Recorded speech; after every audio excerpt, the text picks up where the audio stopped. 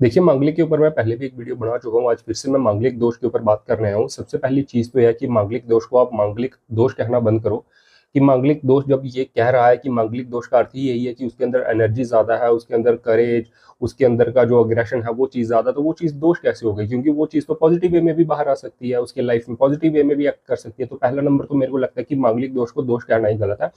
दूसरी चीज़ ये है कि मांगलिक दोष को इतनी महत्वता इसलिए दी जा रही है मार्केट में कि जिस समय से मांगलिक दोष चलता आ रहा, तो उस समय से जो है हम एक पैट्रियार्कल सोसाइटी में रहते हैं, एक मर्द प्रधान सोसाइटी में रहते हैं, जहाँ पे जो मेल पार्टनर्स का फीमेल पार्टनर्स के ऊपर प्रभुत्व जो होता है वो ज़्यादा होता है। और कोई भी परिवार ऐसा बिल्कुल नहीं चाहेगा कि उनके घर में कोई ऐसी बहू आए जिसका उनके बेटे के ऊपर ज़्यादा प्रभुत्व हो, उनका बेटा जो है वो उनकी बहू के नीचे दब जाए।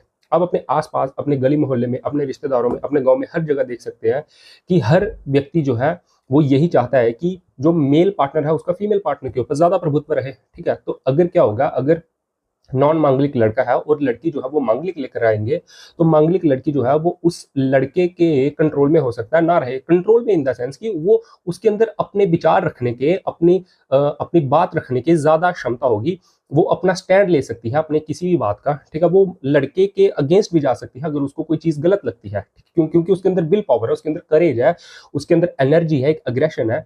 तो इसीलिए कहा जाता है कि अगर लड़की जो है वो मांगलिक है, तो लड़का भी उसके लिए मांगलिक ही ढूंढो कि वो लड़का जो है वो लड़की के नीचे दबे ना।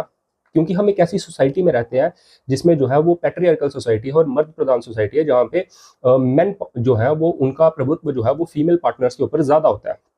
तो ऐसा बिल्कुल भी नहीं है कि अगर मांगलिक नॉन मांगलिक की शादी हो जाएगी तो उनका डाइवोर्स हो जाएगा या फिर दोनों में से एक पार्टनर की डेथ हो जाएगी, ऐसा बिल्कुल नहीं है।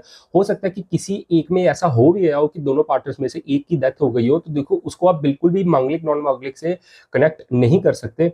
ठीक है, और दूसरी चीज ये है कि मेरे को लगता है कि मांगलिक नॉन मांगलिक से ज़्यादा शायद एस्ट्रोलॉजर्स को कुंडली मिलान सीखना चाहिए।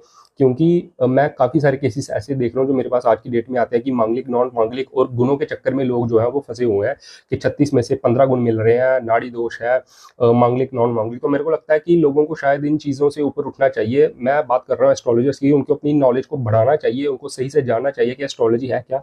ये एस्ट्रोलॉजी नहीं है जी कि मांगलिक है तो नॉन मांगलिक से शादी नहीं हो सकती जी, गुण गम्मा है तो शादी नहीं हो सकती। ये नकली ज्योतिष है।